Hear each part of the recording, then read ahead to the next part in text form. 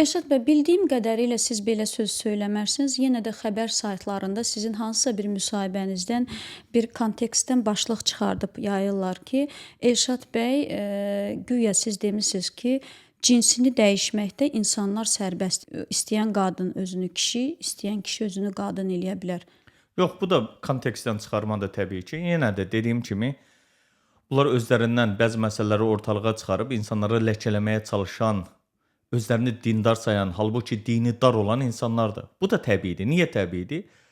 Çünki baxın, biz tarix kitablarına baxdığımız zaman, siyər kitablarına baxdığımız zaman, Məğazi adlanan kitablara baxdığımız zaman, Peyğəmbərin həyatından bəhs edilən kitablarda Peyğəmbərimizin özünün İslamdan əvvəl, yəni Quran gəlməmişdən əvvəl insanlar tərəfindən, həmin cəmiyyət tərəfindən Muhammedul Əmin, yəni güvənilən, etibarlı Muhammed adlandırıldığına şahid oluruq.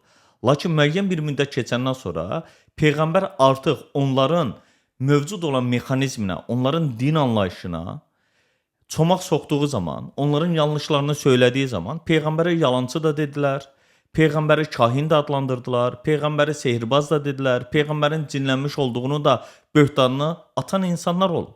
Yəni bizim bunlardan bir növ zəmanət alınmış bir sözümüz yoxdur ki, bu hər kəsin başdan gələcək. İndi təbii ki, burada da onu müqayisə eləyə biləcəklər ki, özünü Peyğəmbərlə müqayisə edir. Xeyr, biz sadəcə olaraq Quran-ı Kərimdə Rəbbimiz Peyğəmbərlərin qissələrindən bəhs eləyərkən o qissələrin bizim özümüzə nümunə götürməyimiz üçün qeyd eləyir.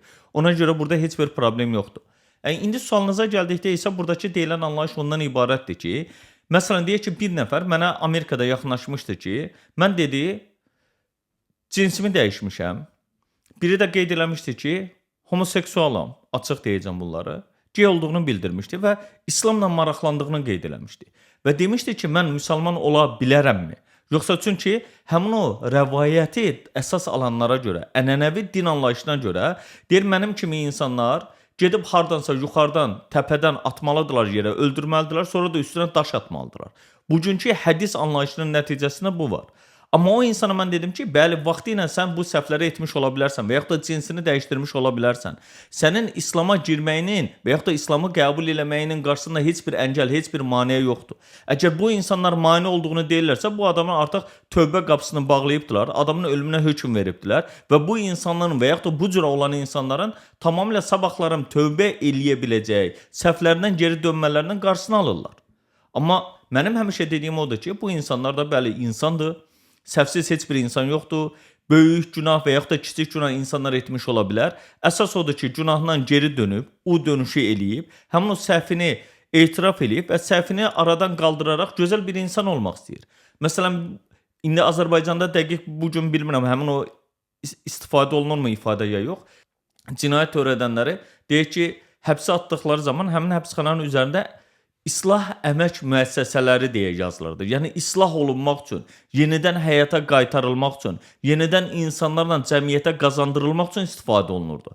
Yoxsa bir insan səhv elədi deyə və yaxud da hər hansısa bir cinayətinə görə bir insanı tamamilə məhv eləyib, öldürüb, aradan çıxaracaqsınız deyə bir anlayış yoxdur ki, bu Allahlıq iddiasıdır.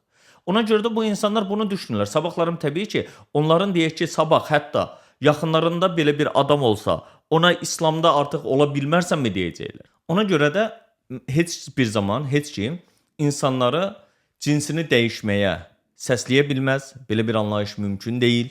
Sabahlarım da eyni zamanda cinsini dəyişmiş insanlara da artıq sən məhv olmusan, həlak olmusan iddiasını deyə bilmərsən və yaxud da bundan ötəri təkrar cinsini dəyişib yenidən əməliyyata getməyini tələb eləyə bilmərsən, bu insan rahatlıqla İslamını da, dinini də rahatlıqla yaşaya bilər. Bağışlayacaq olan Rəbbimizdir və salam. Bu günlərim elə insanlar var ki, məsələn, bəlkə də günah iş görürlər, heç birimizin xəbəri yoxdur. Yəni, bu insanla salamlaşmayaq mı, görüşməyək mi, onunla bir yerdə namaz qılmayaq mı? Misal üçün deyirəm bunları.